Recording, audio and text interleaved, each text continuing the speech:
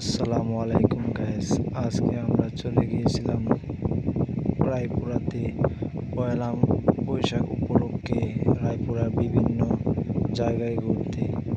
তো আমরা ভাই বাজার মিলে চলে আসলাম চরমরজায় একটু ঘোরাঘুরি করে ওইখানকার ভিউগুলো উপভোগ করছি আমরা সবাই মিলে।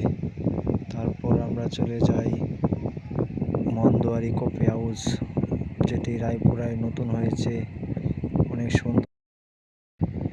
তো এই কফি হাউসে আমরা ঘোরাঘুরি করে তারপর একটু ক্যারাম বোর্ড খেলতে যাই রায়পুরার একটি সুন্দর পরিবেশে।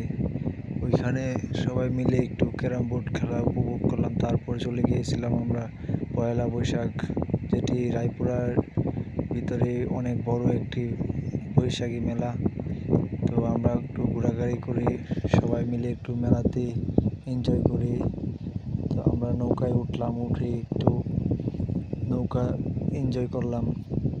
তারপর আমরা সব ভাই বাজার মিলে একটু ঘোরাঘুরি করে মেলা থেকে আমরা চলে যাব রায়পুরার আরেকটি সুন্দর জায়গায়।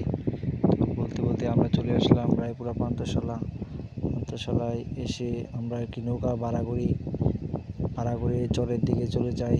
তো রায়পুরা যারা আছেন সবাই চিনবেন সেই চরটি, রায়পুরার থানার ভিতরে সেই চরটি। তো চর ওই দিক থেকে আমরা ঘোরাঘুরি করে চলে আসলাম মিনি সুইজারল্যান্ড, যেটি রায়পুরার মধ্যে অনেক সুন্দর একটি জায়গা। তো সন্ধ্যা হয়ে যাচ্ছিল, তাই আমরা ভাই বাদার মিলে ওইখান থেকে চলে যাই। ওই জায়গাটা ঘোরাঘুরি শেষ করে আমরা বাড়ির উদ্দেশ্যে রওনা দিই। তো গাইস, আজকের ব্লগটি পর্যন্তই। ভালো লাগলে লাইক করেন, সাবস্ক্রাইব করেন এবং শেয়ার করেন। আসসালামু